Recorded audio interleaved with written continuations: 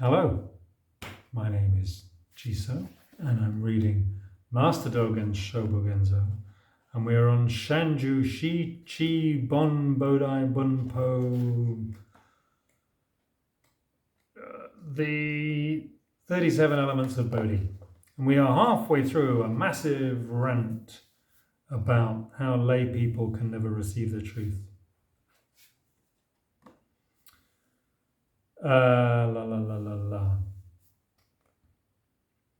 I'll just recap the last sentence. Zen masters and the like who say that a mind for state affairs and the mind of Buddhist patriarchs are the same are totally ignorant of how a mind actually works and how it is. How much less could they see, even in a dream, the mind of the Buddhist patriarchs?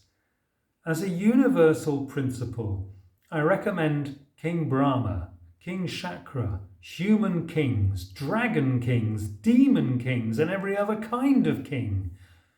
Do not attach to the direct and indirect results of conduct in the triple world, but soon leave home, receive the precepts, and practice the truth of the Buddhas and the patriarchs, and this will be a cause of Buddhahood for vast eons.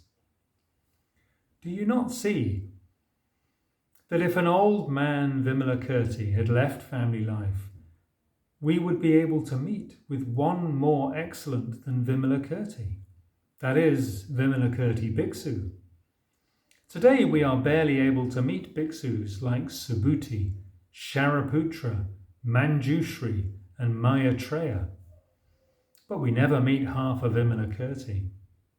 How much less could we meet 3, 4 or 5 Vimalakīrtis? Without meeting or knowing 3, 4 or 5 Vimalakīrtis, we can never meet, know or maintain and rely upon the state of a Vimalakīrti. Never having maintained and relied upon the state of a Vimalakīrti, we do not meet Vimalakīrti as Buddha. If we do not meet Vimalakīrti as Buddha, then Vimalakīrti as Manjushri, Vimalakīrti as Maitreya, Vimalakīrti as Subhuti, Vimalakīrti as Shariputra, and so on can never be.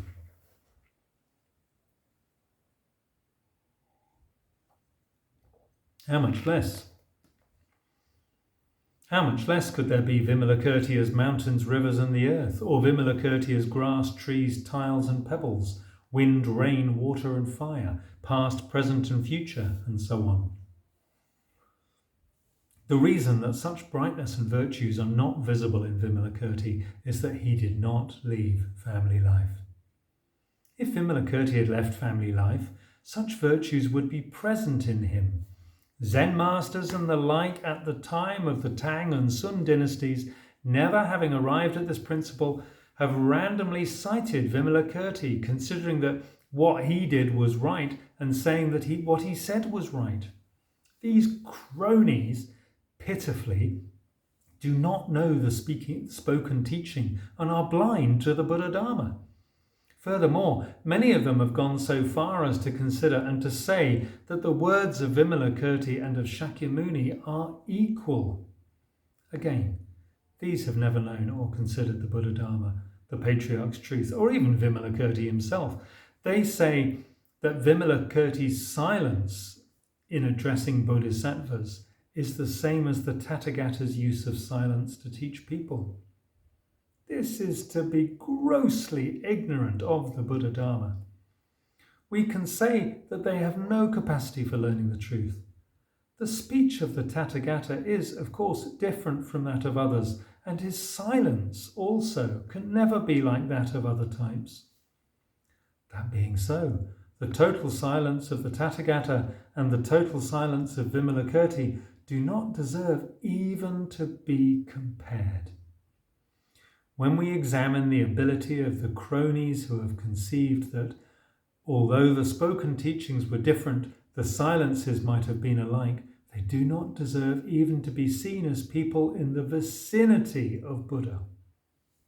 It is sad that they have never experienced sounds and forms. How much less could they have experienced the brightness that springs from within sound and form? They do not even know that they should learn the silence in silence, and they do not even hear that it exists. In general, even among various types, there are differences in movement and stillness. How could we say that Shakyamuni and miscellaneous types are the same, or discuss them as dissimilar? People who do not learn in practice in the inner sanctum of a Buddhist patriarch engage in such discussion. There again, many wrong people think spoken teaching and active demeanour are insubstantial matters. The silent and unmoving state is the true reality. Expressions like this are also not the Buddha Dharma.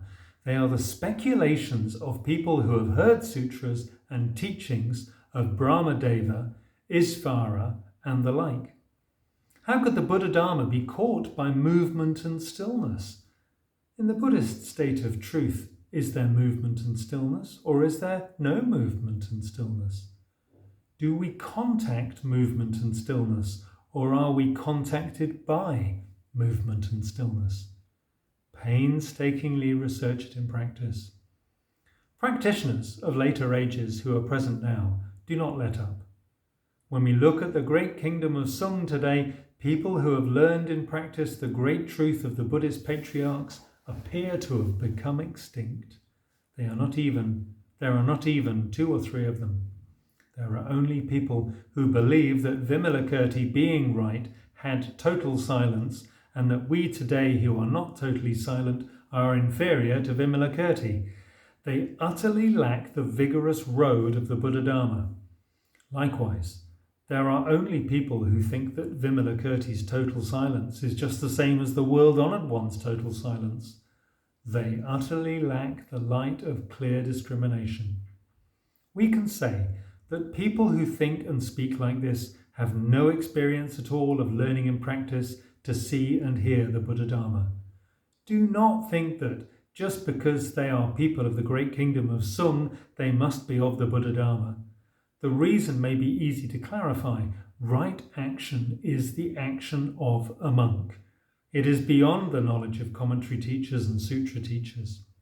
The action of a monk means effort inside the cloud hall, prostrations inside the Buddha hall, washing the face inside the washroom, and so on. It means joining hands and bowing, burning incense and boiling water. This is right action. It is not only to replace a tail with a head, it is to replace a head with a head. It is to replace the mind with the mind. It is to replace Buddha with Buddha, and it is to replace the truth with the truth. This is just right action as a branch of the path. If appreciation of the Buddha Dharma is faulty, the eyebrows and whiskers fall down and out, and the face falls apart. That was huge. That was 1, 2, 3, 4, 6 pages, that paragraph.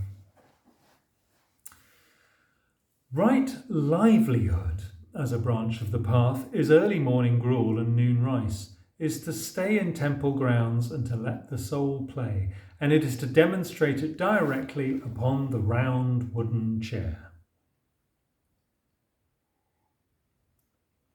The less than 20 members of old Joshu's order are the realization of right livelihood. The less than 20 members of the less than 10 members of Yakusan's order are the lifeblood of right livelihood. And the 7 or 8 members of Funnyo's order are the constant on which right livelihood hangs, because they are divorced from all wrongs of wrong livelihood. They're divorced from all forms of wrong livelihood. Shakyamuni Buddha says, Shravakas have never attained right livelihood. So the teaching, practice and experience of a Shravaka are never right livelihood. The flotsam of recent times, however, have said that we should not distinguish between Shravakas and Bodhisattvas. Contending that we should rely upon the dignified forms and the precepts of each of the two, they judge the dignified forms and behaviour which are the rule for a bodhisattva of the great vehicle by the rules of a Shravaka of the small vehicle. Shakyamuni Buddha says, a Shravaka's keeping of the precepts is a bodhisattva's violation of the precepts. So the Shravaka precepts that Shravakas have considered to be keeping of the precepts, when viewed against the bodhisattva precepts, are all violations of the precepts.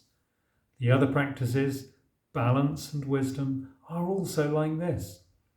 Though such precepts as do not kill living beings are apparently the same in form for a Shravaka and for a bodhisattva, there is necessarily a difference between them which is beyond the separation between heaven and earth. How much less could the principles authentically transmitted from Buddha to Buddha and from patriarch to patriarch be the same as those of Shravakas? There is not only right livelihood, but also pure livelihood. In conclusion, just to learn in practice from a Buddhist patriarch may be right livelihood. Do not rely upon the views and opinions of commentary teachers and the like, because they have never attained right livelihood. They are not truly living their own lives. Right effort as a branch of the path is action that gouges out a whole body, and it is the fashioning of a human face in the gouging out of the whole body. It is to ride upside down around the Buddha hall, doing 1 lap, 2 laps, 3, 4 and 5 laps, so that 9 times 9 comes to 82. It is repeatedly to repay the benevolence of others thousands and tens of thousands of times. It is to turn the head in any direction of the cross, vertically or horizontally. It is to change the face vertically or horizontally in any direction of the cross.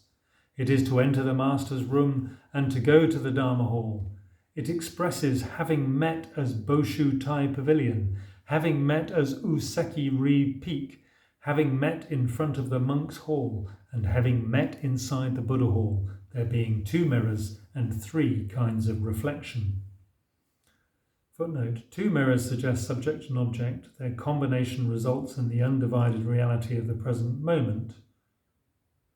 Right effort occurs in balanced consciousness of what is happening both inside and outside, here and now. Right mindfulness as a branch of the path is the 80 or 90% realization of the state of being duped by ourselves. To learn that wisdom occurs following from mindfulness is leaving the Father and running away. To learn that wisdom occurs when within mindfulness itself is to be fettered in the extreme. To say that being without mindfulness is right mindfulness in non-Buddhism. Neither should we say the animating soul of earth, water, fire and wind is mindfulness. Upset states of mind, will and consciousness are not called mindfulness. You having got my skin, flesh, bones and marrow is just right mindfulness as a branch of the path. Right balance as a branch of the path is to get free of Buddhist patriarchs and to get free of right balance. It is others being well able to discuss. It is to make nose holes by cutting out the top of the head. It is the twirling of an Udambara flower inside the right Dharma eye treasury. It is the presence inside the Udambara flower of 100,000 faces of Mahakasyapa breaking into a smile. Having used this state of vigorous activity for a long time, a wooden dipper is broken.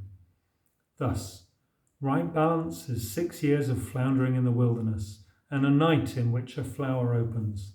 It is when the Holocaust at the end of a kalpa is blazing and the great 1,000 world is being totally destroyed, just to follow circumstances. These 37 elements of Bodhi are the very eyes and nostrils, the skin, flesh, bones and marrow, and the hands, feet and real features of the Buddhist patriarch. We have been learning in practice as the 37 elements of Bodhi, the Buddhist patriarch's whole person. At the same time, they are the realization of 1,369 realities, each of which is a constituent element of Bodhi. We should sit them away and we should get free of them. Footnote: 1369 is 37 multiplied by 37, suggesting that the whole that comprises 37 elements is present in each constituent element. Shōbōgenzō, Sanjushichi-Bon-Bodai-Bunpo, preached to the assembly at Kippo Temple in Etsu on the 24th day of the second lunar month in the second year of Kangen, 1244.